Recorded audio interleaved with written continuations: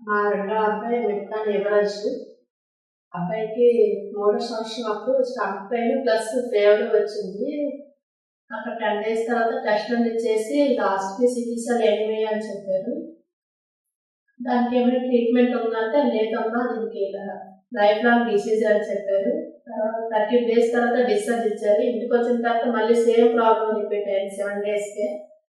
మళ్ళీ తీసుకెళ్ళారు సార్. ఇంకా కంటిన్యూస్‌గా ఓన్లీ పెయిన్ వస్తే యాంటీబయాటిక్ టాబ్లెట్స్ వాడడం తప్ప దీనికి ట్రీట్మెంట్ ఏమీ లేదని చెప్పారు. బాబుకి అలాగా 1 మంత్‌కి, 15 డేస్‌కి, 10 డేస్‌కి అలాగే ఏదో ఒక ప్రాబ్లమ్ వస్తూ ఉండేది.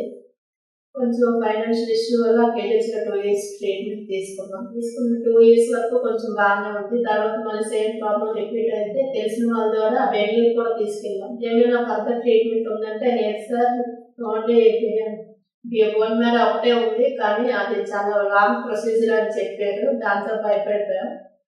తిరిగి ఇంటికి వచ్చేసాం. ఇంటికి వచ్చిన తర్వాత ఏమైనా ప్రాబ్లమ్స్ సైడ్ ఎఫెక్ట్స్ వస్తూ ఉంటే ఎక్కువగా స్టమక్ పెయిన్ వచ్చి బాబు చాలా ఇబ్బంది పడేవాడు.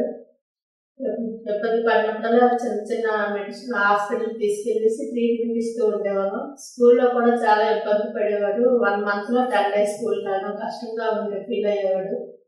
మేము కూడా చాలా సఫర్ అయ్యాం మా మిడిల్ క్లాస్ ఫ్యామిలీ వల్ల. మా ఫ్రెండ్ చంద్రశేఖర్ ద్వారా ఇక్కడ సార్ దగ్గరికి వచ్చాం. సార్ కన్సల్టేషన్ చేసిన తర్వాత 1 మంత్ మెడిసిన్ పెట్టారు.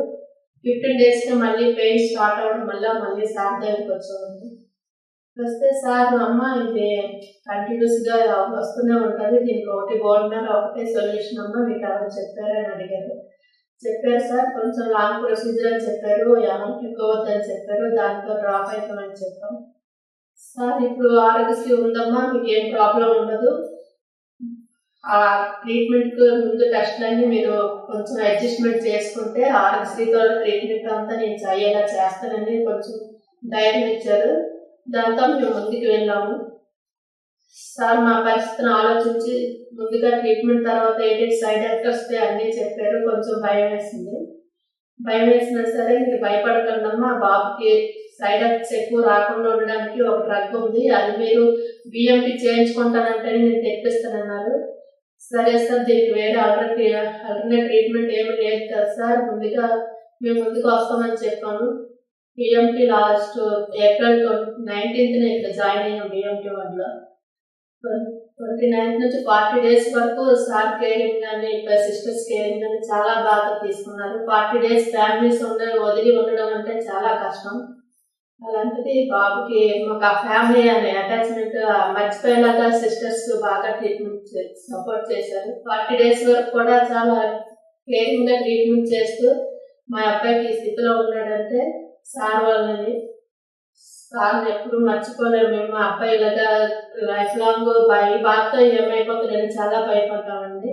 కానీ ఆ ప్రాబ్లం ఏం లేకుండా క్యూర్ చేశారు. మరి పెద్ద అబ్బాయిది సెల్స్ మ్యాచ్ అవుతాయి అని చెప్పినప్పుడు మాకు చాలా సంతోషపడ్డాము. డిశ్చార్జ్ అయిన తర్వాత కూడా sir doctor Rakesh Reddy sir మమ్మల్ని బాగా ఫాలోఅప్ చేసేవారు. సిస్టర్స్ ద్వారా ఎలాగుంది, ఏంటి బాబు ఇంప్రూవ్మెంట్ ఎలాగుంది, ఇంటికి వెళ్ళాక మెడిసిన్ ఎలాగుంది అని చెప్పేసి ప్రతిదీ కన్సల్ట్ చేస్తూ ఉండేవారు. ప్లస్ ప్రతిరోజు సిస్టర్స్ ఫోన్ చేస్తూ ఎలాగుంది, ఏంటి ఫుడ్ ఎలాగుంది, బాబు ఇంప్రూవ్మెంట్ ఎలాగుంది, ఏమైనా ప్రాబ్లమ్స్ వస్తున్నాయని అన్ని అడిగి తెలుసుకుంటున్నారండి.